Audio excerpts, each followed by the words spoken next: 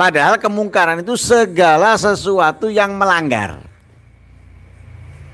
Segala sesuatu yang melanggar syariat, yang diingkari oleh syariat. Jadi dimanapun bisa terjadi. Dimanapun bisa terjadi. Sekalipun itu adalah masjid dan mushola. Loh, apakah ada kemungkaran di masjid? Ada. Kita tahu khotib salah, kita nggak mengingkarinya, tidak menegurnya, berarti kita nggak nahi mungkar. Ada orang sholatnya kelihatan celengannya, ya. Tahu celengan? Sebagian tahu.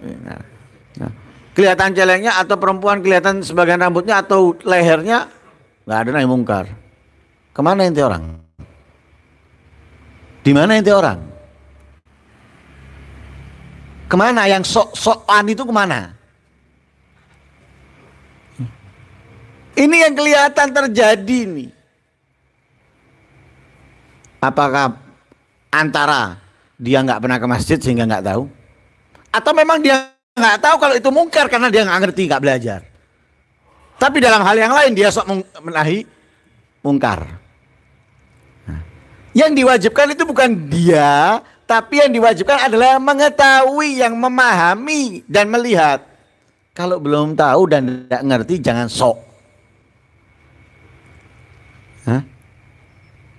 Faham ya? Nah, kadang ada orang sok itu apa? Nah, sok nahi mungkar. Wis salah.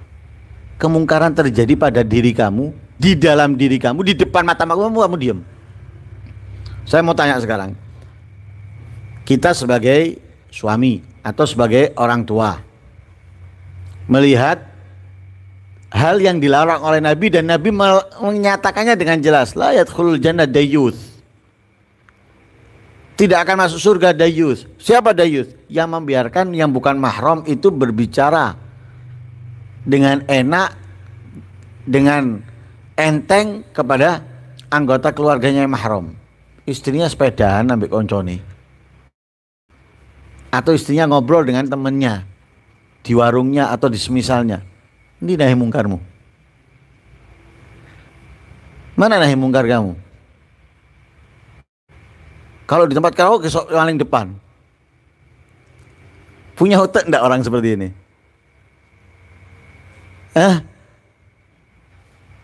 Nanti kalau diprotes, ya kalau kita sama keluarga bertahap, lu terus ambil uang enggak bertahap? Nabi bertahap, enggak langsung. Makanya temennya yang ngerti seperti ini jangan sok nahi mungkar pisan, nahi mungkar juga ke temennya. Jangan hanya ke orang lain, temennya itu nahi mungkaran pisan. Bukan kayak diperintahkan oleh Rasulullah, artekno dhewe delok dhewe di Al-Qur'an nanti. Qulil mu'minat yaghdudna min absarihinna wa yahfazna furujahanna wa la yubdina zinatahunna illa li bu'ulatihinna. Cari dalam Al-Quran, lihat artinya. Kalau itu tidak terjadi kepada kawannya sendiri, nahi mungkar nang kancamu dhewe yon. Aja nang wong liya dhisik. Makanya Rasulullah ini memerintahkan man ro'a, yang melihat, yang mengetahui. Melihat kemungkaran itu terjadi, mengetahui kalau itu adalah kemungkaran. Baru ada kewajiban. Kewajibannya itu apa? Kewajibannya kepada semuanya? Enggak. Kewajibannya itu bisa fardu ain, bisa fardu kifayah. Bisa fardu ain, bisa fardu kifayah. Fardu ain kalau memang tidak ada yang mengerti, tidak ada yang mengetahui, hanya dia. Ini berarti fardu ain. Kalau hanya dia yang tahu, hanya dia yang mengerti, maka kewajibannya hanya dia. Nah, tapi kalau ada selain dia yang mengetahui, maka berarti kewajibannya fardu ain. Ketika ada salah satu menjalankan, sudah lepas kewajiban dari yang lainnya. Bukan berarti kemudian duduk manis. Boleh lepas kewajiban dariku kemudian duduk manis, ya enggak.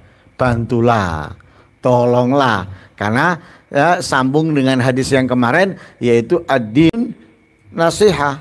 Kita perlu saling mengingatkan, kita saling ya, mensupport dan yang lain sebagainya. Nah, itu baru fardu kifayah kalau ada yang lain. Lah, yang wajib itu apa? Yang wajib itu memang nahi mungkar, yang wajib nahi mungkar.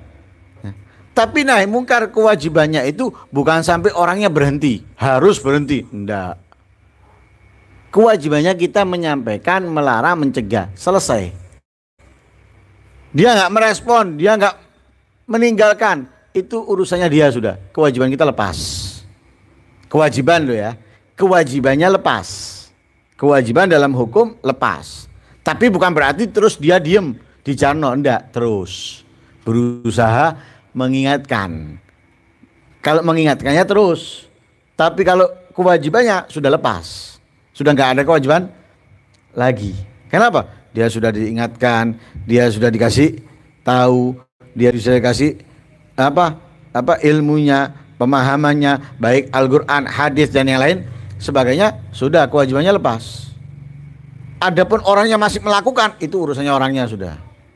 Tapi bukan berarti kita berhenti. Kita terus harus berusaha untuk menasehati, mengingatkan dengan cara macam-macam. Karena itu di dalam kitab Zubat disebutkan apa? Ka amrin ma'rufin au nahi mungkarin wa in yadhunna nahya wa in yadhunna nahya lam yu'athiri.